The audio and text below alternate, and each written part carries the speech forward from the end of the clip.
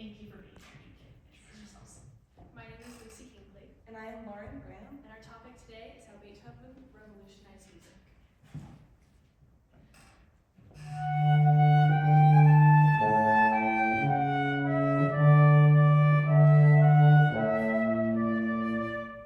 I bet you've heard that tune before. Did you know that it was revolutionary? At the end of the 18th century, Beethoven's reaction to his going deaf revolutionized music composition as he relied on his imagination and feeling to compose, reforming music from the classical to the Romantic era, leading the way for other composers to follow in imagination. Ludwig von Beethoven was born in 1770 in Bonn, Germany, into a dysfunctional home where his father was an alcoholic and tried to force his son to be a child prodigy. At the age of 12, his teacher Christian Gottlob Neef helped him to publish his first piece of music. At the age of 22, he moved to Vienna to study music under Joseph Haydn, who was a popular composer at the time. From 1750 to 1830, the popular style to compose in was classical. Classical music is a traditional European style which focuses on straightforward melodies. In 1795, he made his first public appearance as a pianist in Vienna at a benefit concert for his former teacher Joseph Haydn. This helped him to gain popularity, and he started to tour with other artists. And in 1800, he launched his own concert. Beethoven's early works adhered to the established classical language of Mozart and Haydn, which emphasized clarity, balance, and structured forms. Although grounded in tradition, his early works introduced bolder harmonic shifts and faster tempos and experimentation with form. His works showed hints of emotional depth that would define his later era, and in 1796 he wrote Cello Sonata Opera 5, number 1 in F major, which you will now hear on the euphonium.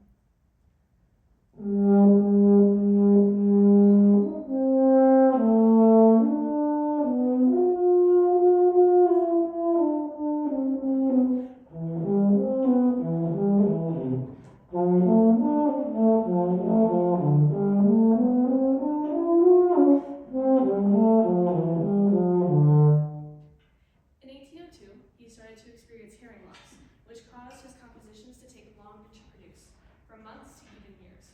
This reaction caused suicidal thoughts and depression.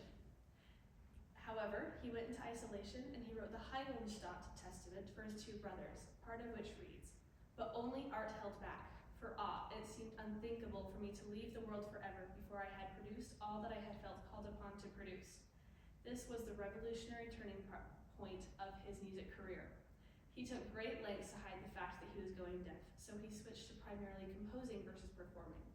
However, he still needed a physical way to interpret what he was writing. So two of the methods that he tried were cutting off the legs of his piano and writing down on a metal rod to feel the vibrations. His early works were brilliant, but his deafness caused inward composing, which caused a late period of complex and experimental music. What makes classical music different than Romantic? Classical music features elegant, tuneful melodies with a clear phrase structure. It has a clean, light, and transparent sound. As I play Symphony No. 1 in C major, you will hear distinct phrases and transparency.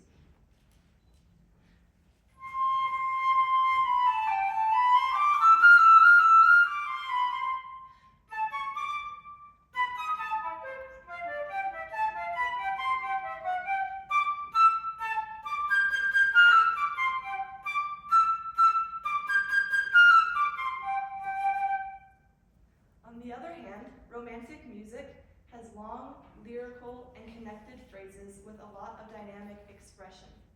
While classical music maintains a steady tempo, Romantic music pushes and pulls for emphasis and expression.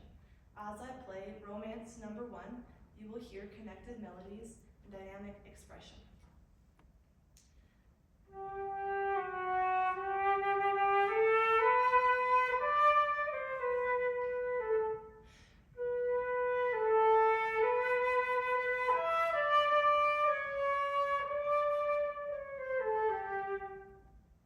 His hearing loss caused his compositions to shift from bright, high-frequency music, which was harder for him to hear, to by around 1810, lower register resonant pieces which he could feel. From about 1810 to 1815, he experienced complete deafness, which caused him to use his internal hearing of the mind to compose, which were very experimental compositions in result. He had to use his imagination to compose when he was completely deaf, because he used higher notes again when he was completely deaf, and he was relying on his imagination purely to compose. In 1812, he wrote Symphony No. 8 in F major. As I play, you'll notice the use of the low notes, which you could feel while composing.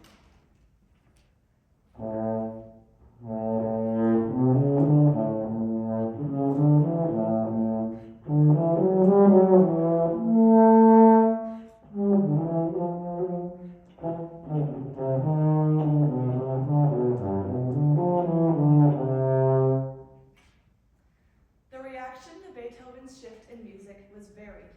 Early listeners found his works to be quite challenging, and some even claimed they lacked artistic value. Critic John Rockwell said about Beethoven's Ninth Symphony that it was the eccentric and unlistenable products of a deaf and irascible genius. Over time, the reactions changed, and many people fell in love with his music, recognizing it as profoundly emotional, deep, and brilliant. His music was seen as an expression of his own stormy, creative, and independent spirit. Beethoven's works were seen as masterpieces for generations. In fact, his Ninth Symphony, with its chorale Ode to Joy, was played as the Berlin Wall fell. Composers after Beethoven heavily emulated, studied, and were shaped by his work, which redefined the symphony, sonata, and string quartet. Composers such as Brahms, Mahler, and Wagner were heavily influenced, with Wagner calling the Ninth Symphony a mystical goal, and Brahms modeling his symphonies after Beethoven's. However, some composers such as Schubert, while still influenced, wanted to establish their own voice, but the prevailing trend of the 19th century was to work within the structural boundaries Beethoven had expanded.